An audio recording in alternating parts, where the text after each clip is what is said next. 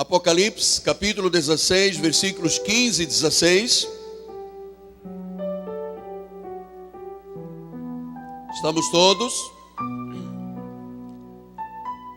Eis que venho como vem o ladrão. Bem-aventurado aquele que vigia, guarda as suas vestes, para não andar nu e não se veja a sua vergonha. Então os ajuntaram no lugar que em hebraico se chama Armagedon. Que esta palavra abençoe todos os corações. Vamos orar a Deus, vamos nos aquietar. Hoje é um dia de festa, um dia atípico, mas nós precisamos de ouvir Deus falar à igreja, em nome de Jesus. Vamos orar ao Senhor. Pai amado e bendito, a alegria do nosso coração é a alegria do Senhor, e a alegria do Senhor é a nossa força.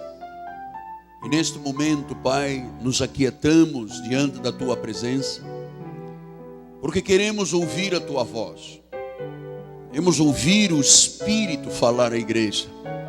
Depois queremos ver o grande espetáculo da cantata.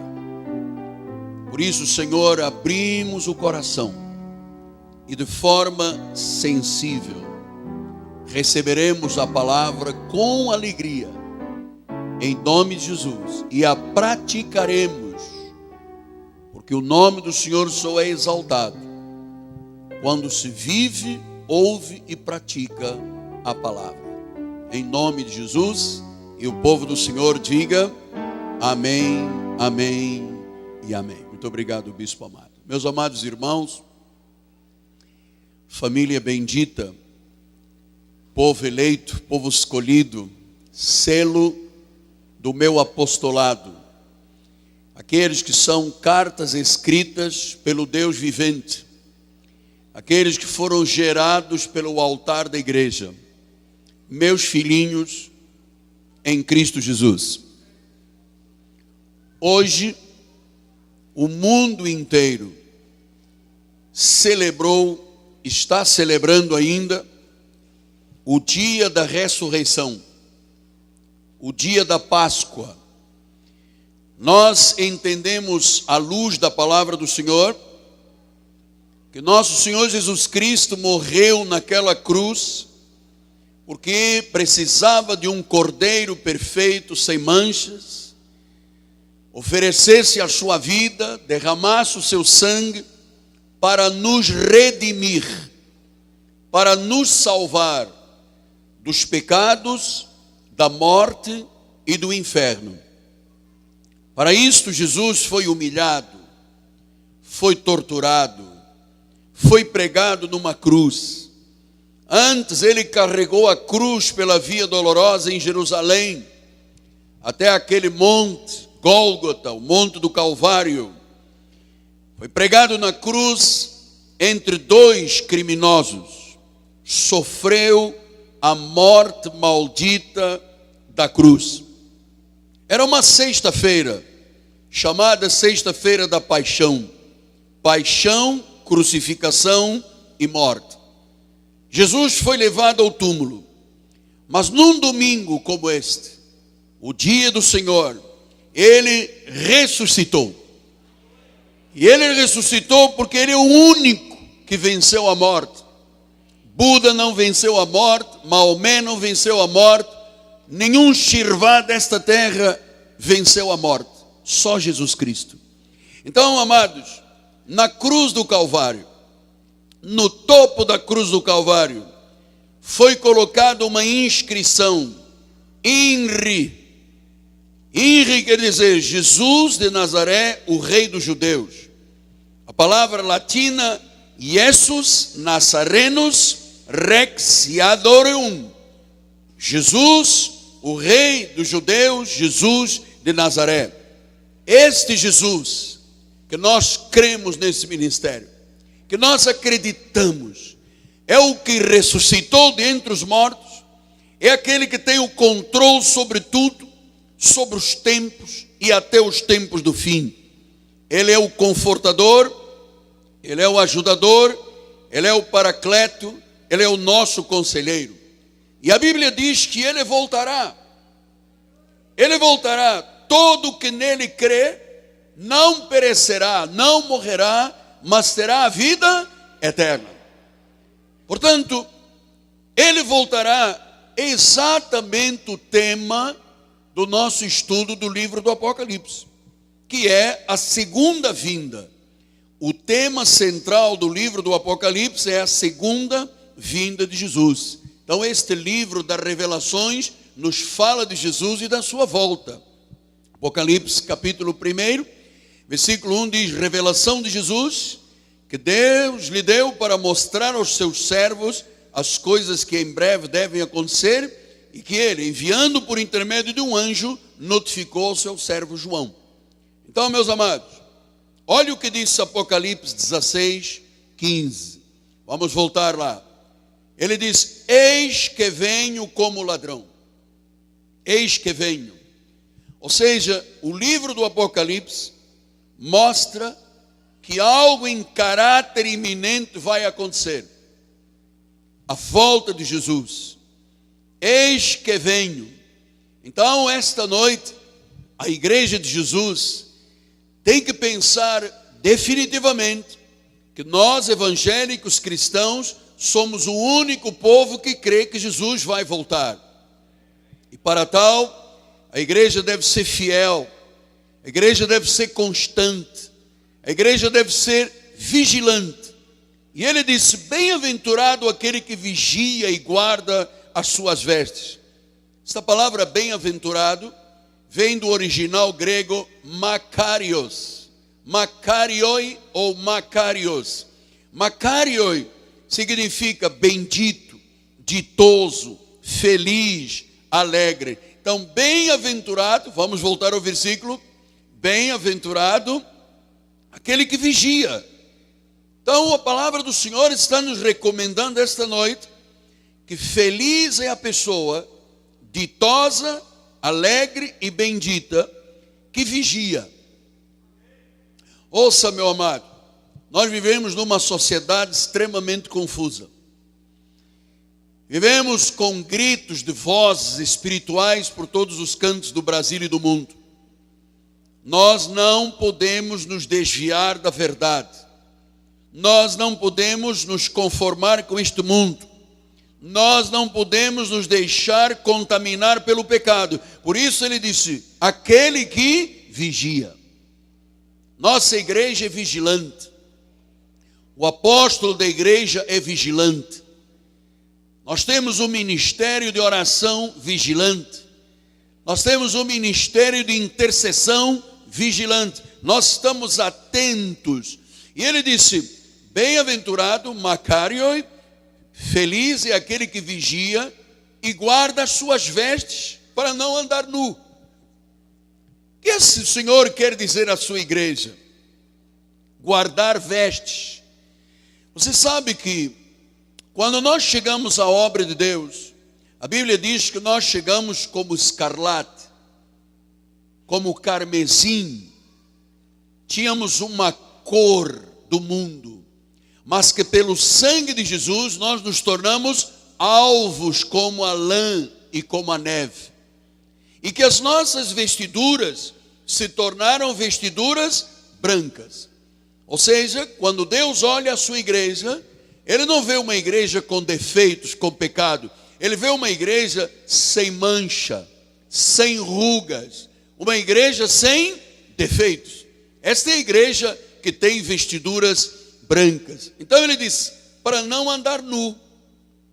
O que quer dizer esta palavra, para não andar nu? Você sabe que nudez na Bíblia Sagrada é sinal de pecado, é sinal de injustiça, é sinal de não ter uma vida espiritual ativa, é sinal de mornidão espiritual, vida morna, é sinal de vida desamparada. Então o Senhor disse: se você vigiar, você vai guardar as suas vestes, você vai guardar o seu testemunho, você não vai andar nu, ou seja, você não será uma pessoa sem valor espiritual.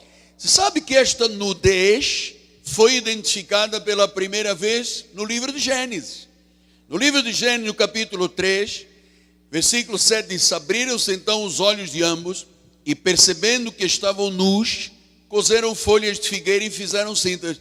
Essa nudez significa o quê? Pecado. O reconhecimento do pecado. Adão e Eva não tinham noção do pecado. Eram puros. Mas por causa da tentação e por causa do pecado, ele diz que se abriram os olhos e eles perceberam que estavam nus. Eles reconheceram a sua vida espiritual de pecado, de injustiça, a sua mornidão, a sua incapacitação espiritual por causa do pecado. Então, nudez é a vida de alguém que não tem roupagens de Deus na sua vida. Deus colocou em cada um de nós roupagens novas. Temos uma nova pele espiritual, temos uma nova vestidura. A Bíblia diz que nós estamos ataviados de branco. É assim que Deus vê a sua igreja. E ele disse, para que não se veja a vergonha. Vamos voltar lá, por favor.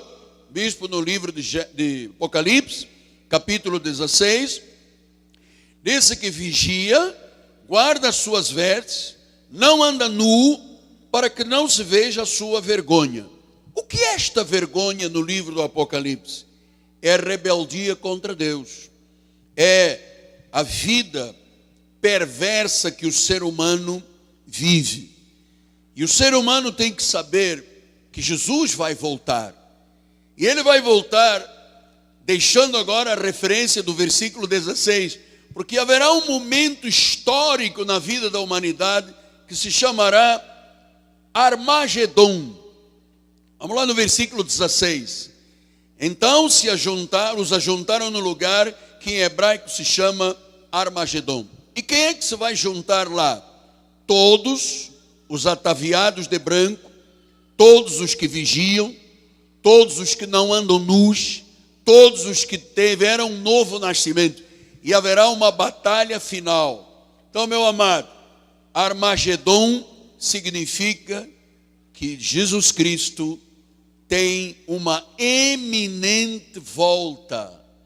Haverá um sinal quando o mundo inteiro das trevas se levantará contra o povo de Deus, contra a igreja de Jesus, e nessa batalha final nós vamos vencer e venceremos sempre, por causa do sangue, porque nós temos vestiduras brancas, porque não temos vida em pecado, porque não temos nudez, fomos ataviados com roupagens de Deus.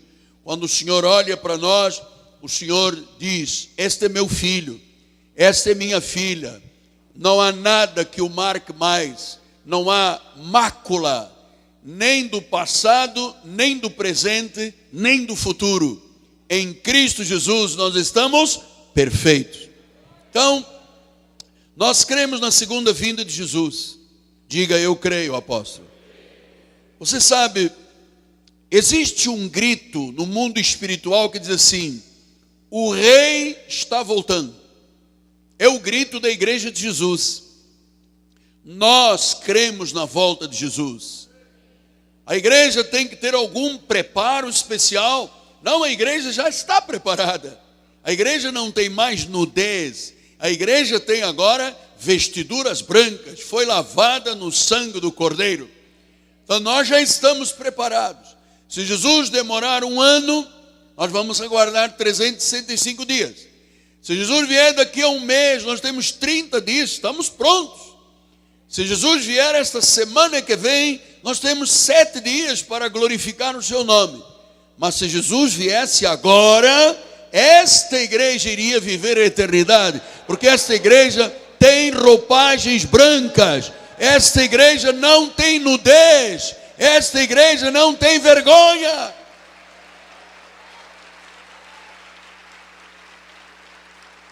Então o grito é, o rei está voltando.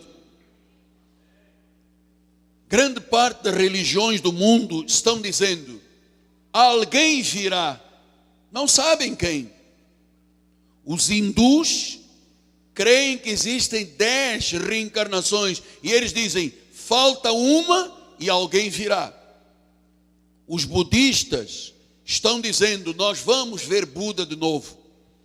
Os xiitas dizem que antes do fim do mundo alguém virá. Então nós, como cristãos evangélicos, temos a resposta. O livro do Apocalipse diz que ele virá como ladrão, ou seja, é inesperado. Então, se ele voltará, e nós cremos nesta verdade, nós acreditamos, amado, nós acreditamos que estamos vivendo os últimos tempos. É impossível a humanidade continuar vivendo como está, sem que um sinal dos céus aconteça na terra. Então, quem estará voltando? Jesus Cristo. Eu digo a você hindu, a você muçulmano, a você católico, a você budista, quem vai voltar é Jesus Cristo, nosso Senhor. A Bíblia diz que tocará a 7ª trombeta e diz que de repente nas nuvens ele aparecerá em glória e levará a sua igreja para a eternidade. Esta é a razão da nossa esperança, porque ele ressuscitou, nós viveremos eternamente. Pastor, mas de onde vêm essas ideias? Onde vêm essas ideias que as religiões têm de que alguém vai voltar? De onde procede isso? Qual é o sinal de que realmente Jesus vai voltar? Vamos ver isto em Mateus 24, 3 e 14. No Monte das Oliveiras achava-se Jesus assentado quando se aproximaram dele os discípulos e em particular lhe pediram, diz-nos quando sucederão estas coisas e que sinal haverá da tua vinda e da consumação dos séculos. Qual é o sinal? E será pregado este evangelho do reino por todo o mundo, para testemunha a todas as nações, e então virá o fim. Qual é o sinal? É que o evangelho tem que ser pregado a todas as nações.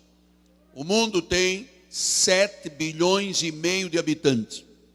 Apenas 2 bilhões e meio conhecem Jesus, entre igreja evangélica, igreja católica e as confissões cristãs. Mas existem 5 bilhões de pessoas que não têm esperança de nada, não podem crer no amanhã.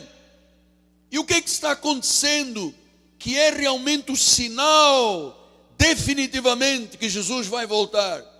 Diz o versículo de número 4, e ele lhe respondeu, vede que ninguém vos engane. Então o sinal de que Jesus está para voltar chama-se o engano, a mentira, o falso profeta, a mensagem mercantilista, o comércio com o povo de Deus. Então, meu amado, nós estamos vivendo como nos dias de Noé. Dias de imoralidade, dias de iniquidade, dias em que o conhecimento aumentou, mas também o sofrimento do ser humano aumentou. Isto é sinal de que Jesus está voltando. Que ninguém te engana, amado. Não há tempo para aceitarmos engano na nossa vida. Nós conhecemos a verdade e a verdade nos libertou. Somos livres para a glória do Senhor. Então cremos que Ele está voltando. Cremos na justiça de Deus. Cremos que o fim está se aproximando. E é nossa responsabilidade nesta igreja pregar o evangelho do reino. A palavra não está algemada. Com o poder do Espírito Santo, através da rádio, da televisão, do satélite, das antenas, da literatura, do evangelismo, nós vamos contribuir para a volta de Jesus. Estamos vivendo os últimos tempos. Virá o fim. Há sofrimento no mundo inteiro. Os 4 cavaleiros do Apocalipse estão a caminho. O Rei de Reis, o Senhor dos Senhores voltará. O mundo geme por libertação. O mundo chora por infelicidade. Mas Deus nos deu uma grande comissão a esta igreja. A seara é grande, os obreiros são poucos. Nós neste ministério não negligenciamos a vida espiritual. Não aceitamos vida morna, a mornidão espiritual, nós entregamos nossa vida a Jesus, nós temos uma fé viva e poderosa, e nós queremos que o mundo saiba que o único e verdadeiro Deus voltará, que Ele é o Senhor da igreja, e que a igreja reinará eternamente. Não saia daqui esta noite sem você se render a Jesus. Entregue a sua vida a Jesus, confesse-o como Senhor e Salvador.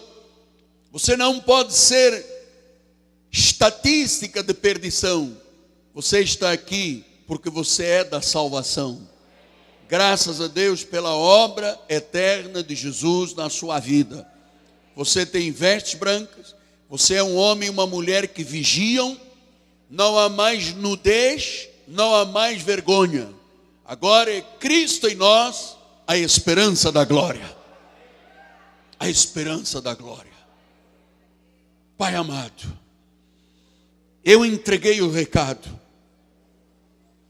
No meio deste mundo de tensões, de lutas, de crises, eu sei que há alguém entre nós cujo interior está em chamas.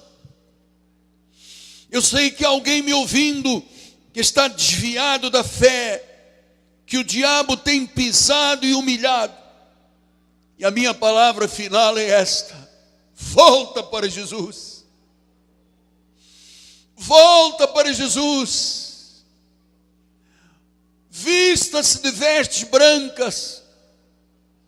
Acabe com a sua nudez. Não seja mais vergonha. Porque no lugar da vergonha, Deus te dá dupla honra. Volta para Ele. Ele tem te esperado. Ele tem um tempo e um modo de agir. E o tempo é o dia de hoje. Volta para Jesus. Volte logo para Jesus. Rápido. Não há tempo a perder. O inimigo não terá mais poder sobre a tua vida. Rompeu-se o cordão umbilical entre você e o mundo. Você nasceu para vencer. E todo o povo de Deus diga amém, amém e amém. Ele voltará. Vamos dar um aplauso.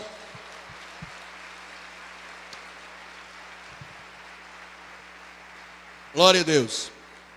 Agora vamos celebrar a ceia do Senhor. De vez em quando você está vendo alguém correndo aí. São anjos que têm corpo. Hoje é um dia especial da igreja, não é? Anjos com corpo. Temos alguém para ajudar a distribuir a ceia do Senhor? Senão o apóstolo fará com muito gosto.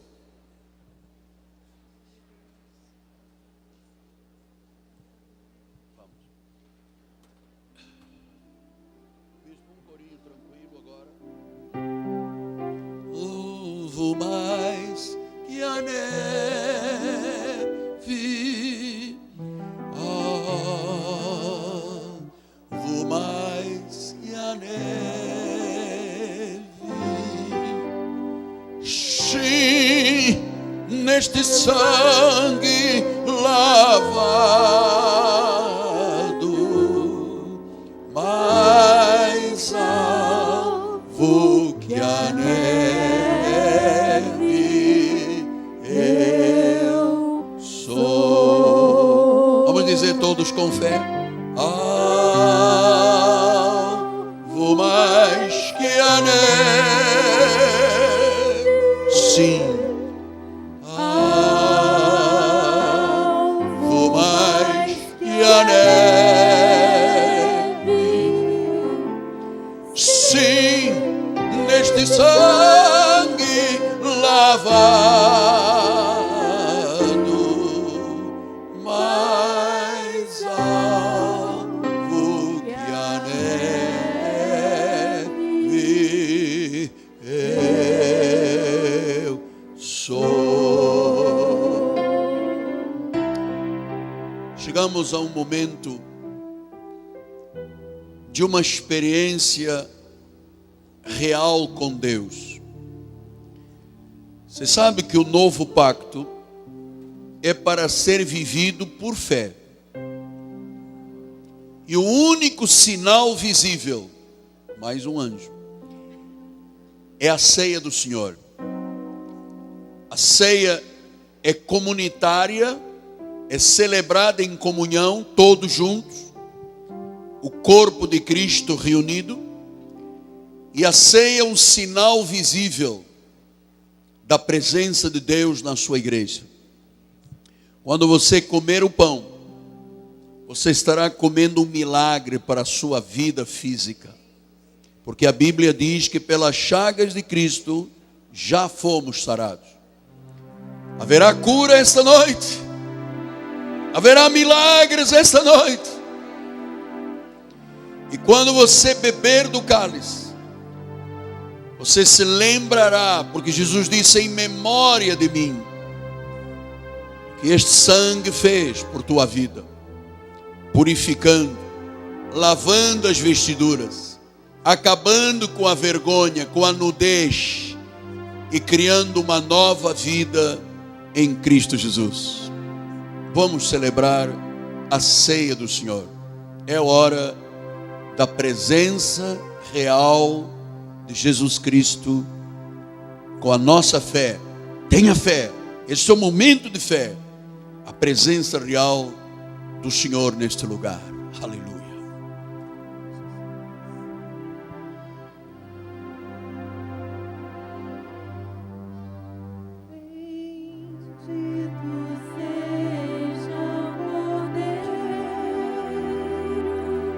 Aquela noite em que o Senhor foi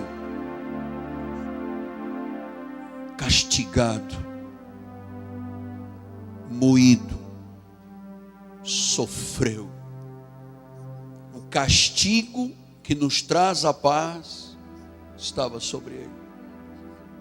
A maldição que era parte da nossa vida, a maldição significa distância de Deus, pobreza e doença, estavam terminando. E naquela última ceia, ele tomou o pão, tal qual eu faço agora, o abençoou, partiu, deu aos seus discípulos e disse: este é o meu corpo.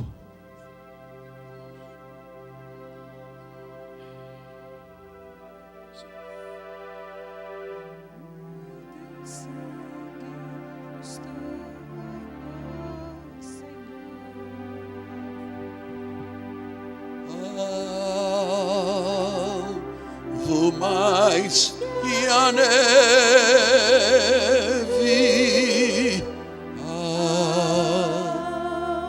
alvo mais que a neve,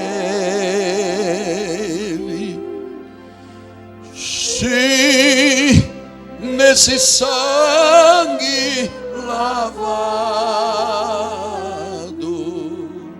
mais alvo que a neve, eu sou.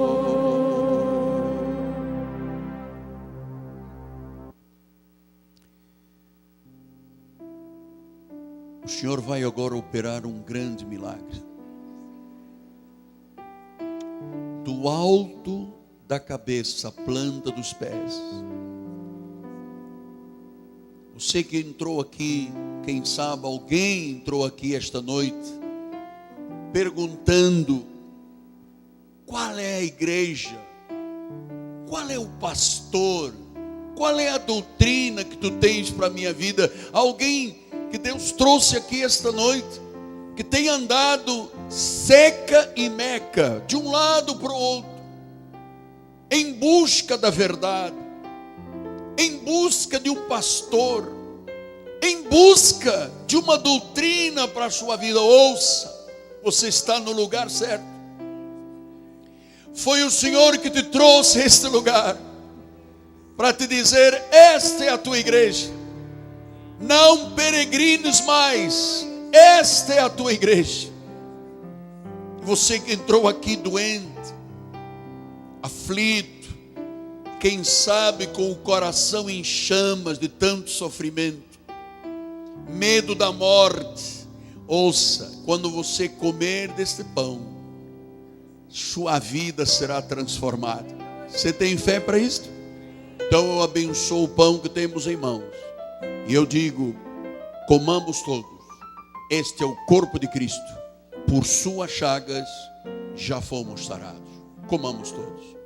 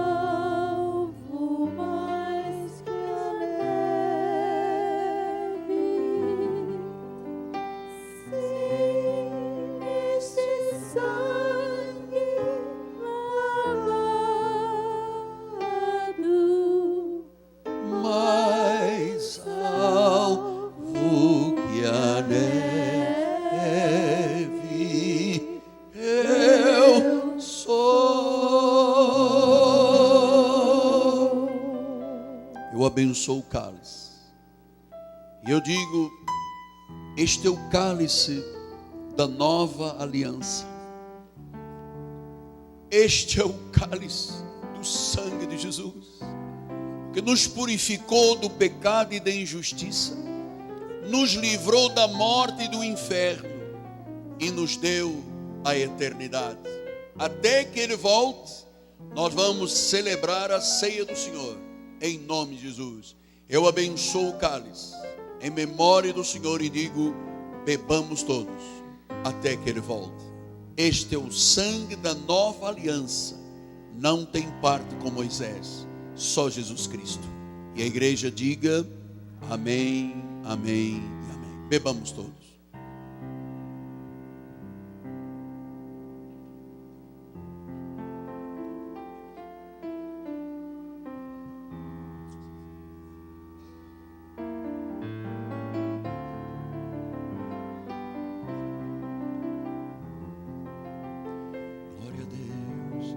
Vamos dizer uma vez mais, porque este corinho é tão lindo.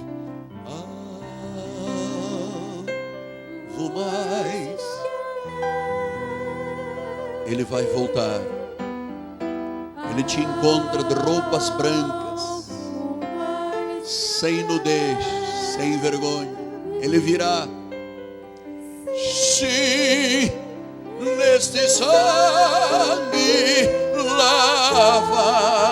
lavados para sempre, lavados para sempre, mais alvo que a neve eu sou.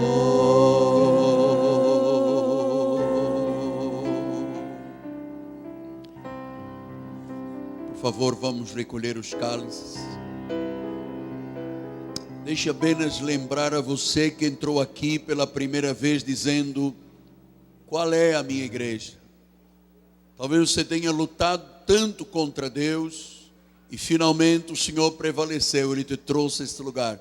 Esta é a resposta à tua oração. E a minha última palavra é que eu creio que Deus operou um milagre na vida física de muitas pessoas esta noite. Receba, eu libero desse altar o milagre para a tua vida. Um novo coração, cicatrização, mudança cerebral, sangue perfeito, ossos rígidos e fortes. O fim da glicose alta dos diabetes, o fim do glaucoma, o fim da depressão, o fim do querer desistir da vida. Deus tem um bom futuro para você. Receba essa palavra em nome de Jesus, amém? Olhe o irmão do lado, aperte a mão do irmão, diz, você nasceu para vencer.